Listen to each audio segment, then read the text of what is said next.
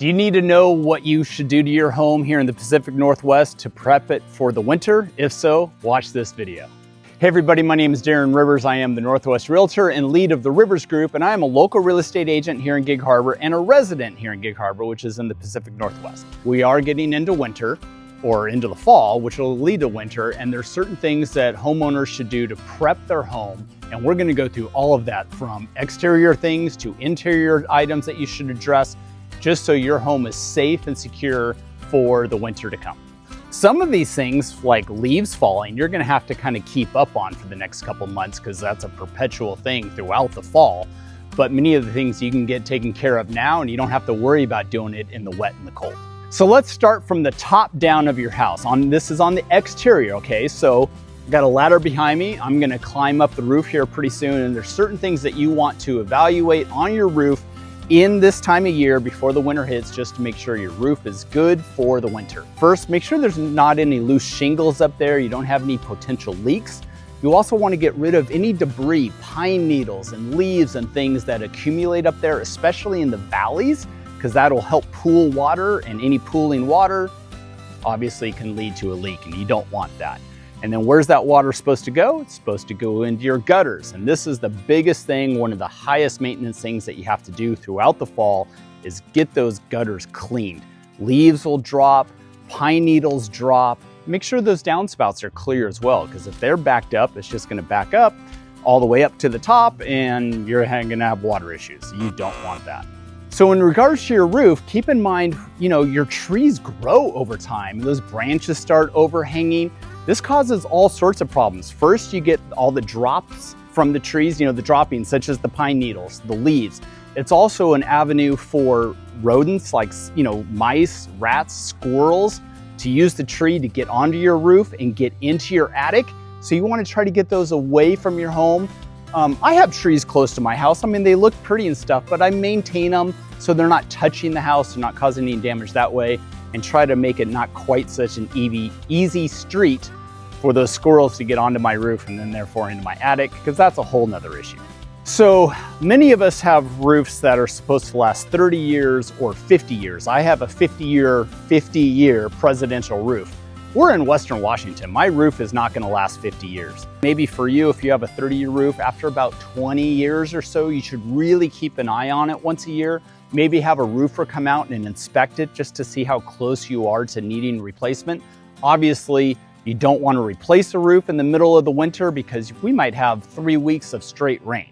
So if you're going to do those sort of projects, obviously in the warmer, drier months is when to do it.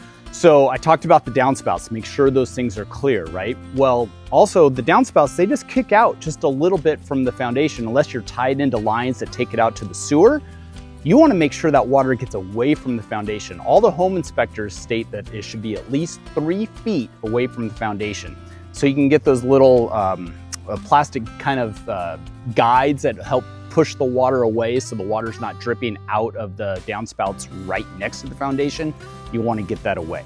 The other thing is, if you have outdoor drains, you want to make sure that those are clear. Remember, all these leaves and pine needles are falling and debris catches on there and water pools there. You want to make sure those are clear so those drains work properly.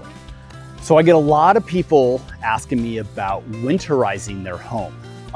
And this is just my experience. We're in Western Washington here, so it freezes once in a while, but it doesn't get to those extreme temperatures. Will it be in the 20s sometimes? Sure, sometimes for a couple days. Some people put those styrofoam covers over their outdoor hose spigots.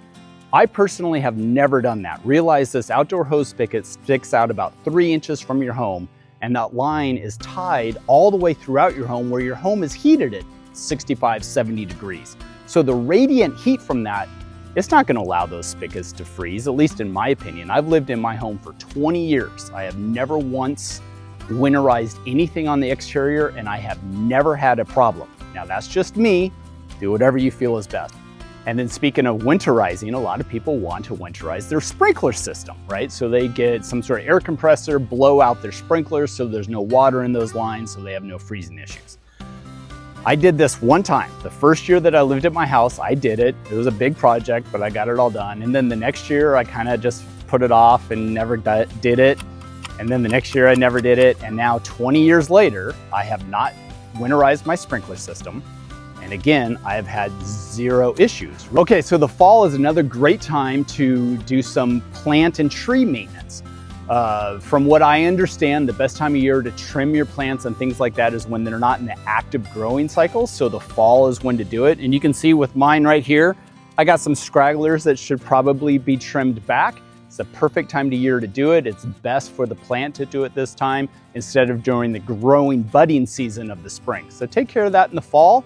And then, you know, they're kind of dormant-ish in the winter. They don't really grow, not much is going on. And so they stay that way the whole time, and then they start growing again in the spring. So just so you know, I am a low maintenance kind of guy when it comes to this sort of stuff. So I have some potted plants in my yard, and I have something that's durable that can stay outside for the winter. My mom is a perfect example of this. She has 1,000 potted plants, half of which have to be brought into the garage during the winter because they don't do well in cold weather. In my opinion, this is Western Washington. Have potted plants that are adaptable to this climate. So all of my stuff is native here, and that way I don't have to do a whole lot of extra work to keep it safe or keep the plants protected. So going into the winter, you know, your lawn's gonna go kind of dormant. It's gonna grow a little bit, but barely, right? In the winter, I mow my lawn maybe once every 6 weeks, whereas in the summer, I'm mowing it twice a week. But to keep it healthy during the winter, there's, you know, good fall fertilizers to put on just to kind of hold it up for the wet and cold weather that's coming. Okay, so the winter water features. Some people have little fountains like I have here. Some people have more elaborate waterfalls, whatever it may be, but they're water features and there's not a lot of water. This isn't like a big lake where it takes a long time to freeze over. So in those cold days here, this does freeze over. It's just something to keep an eye on. I turn the pump off because I don't want the pump to overheat and, you know, because it's basically running dry because everything gets frozen. You may want to consider emptying, you know, there's 15, 20 gallons worth of water, just get it out of there. So when it does freeze over, water expands when it freezes, obviously. You don't want to crack your water features. So it's just something to keep an eye on. I've had good luck with this. It hasn't broken or cracked, but I do turn the pump off when it's frozen. So just so you know, this is my favorite room in the house and it's not even in the house, but I spend a lot of time out here in the summer. I'll do Zoom calls and things out here. It's just great. In the winter time, you know, I have cushions out here and this is outdoor furniture. So it's designed to kind of get wet, but when it's windy, the rain can kind of come underneath this covered area. These get wet. My dining table, my outdoor dining table over there has cushions. So in the winter, I take those cushions, put them in the garage, just to keep them dry, keep the mildew off of, you know, from growing on them, things like that. So outdoor furniture, maybe cover it up, maybe move it in so it's a little more covered if you have a covered area. Okay, so now that we've taken care of the outside, let's talk about the inside. The inside isn't quite as urgent, but there's some very important things still to consider. One, furnace filters. Huge, you know, especially if you haven't done it in a while. But the fall, definitely get a new furnace filter in because your furnace is gonna start kicking on and heating your house. And it's probably a good time to have your annual service done as well. Another thing to do, and they talk about doing this every time the time changes. I think that's personally for me a little excessive, so I do it in the fall, is make sure my batteries are good in my smoke detectors and carbon monoxide detectors. Another good thing to check is make sure all your seals are good around your doors and your windows. You know, the weather stripping and things that are around your exterior doors. It's amazing how much energy you can lose if one of those has a hole in it or cracked or just not sealed as it should be. It's a cheap fix and it can save you a lot of money in energy bills. So make sure your seals are good around your windows and your doors. If you have any kind of wood burning appliance, like a wood stove or a wood burning fireplace that you use, it's a good time to make sure that your chimney is clean. Make sure it's free of like bird nests and things like that that could be left over from the spring. So make sure that those are good to go. And here's a little trick that people don't often think about is you have ceiling fans, right? Heat rises, reverse those things. So you can blow that hot air down to where the living space is. So it's a little bit of electricity to run your fan, but you're blowing all that warmer air down below. It's a great little trick. Western Washington, we do get our storms once in a while. We do get those wind storms and knock out some power lines. The longest I've ever gone without power here was a 3-day period in the middle of winter. and it got cold in here. So be prepared for that stuff. Make sure you have flashlights, maybe some candles.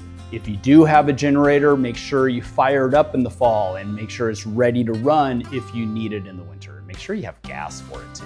Anytime the seasons start to switch from, summer to fall, fall to winter, it's kind of like a mark in time where I go undertake some projects. And one of those things could be just kind of getting rid of some stuff. So you're putting maybe some of your summer decor away, getting out your winter stuff. It's a good time to purge, take things to donate away or just throw away, things like that.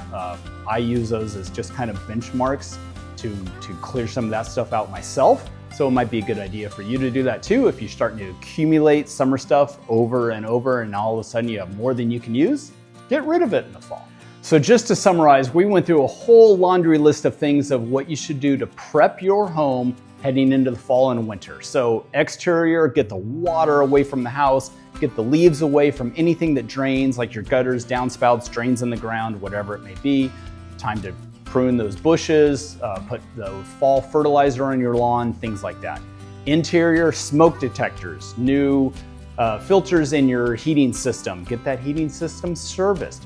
Make sure you're ready to go for what the power outages. You have a generator that's going, or you have flashlights, some sort of heat source, things like that. It's really important if you have an extended power outage. And just prep your house and clean it up and be ready to go for the winter. So if you like this video, give me a thumbs up. Make sure you subscribe to my channel. You can click that little bell over there, get notifications of all my videos that come out, and we'll see you on the next video.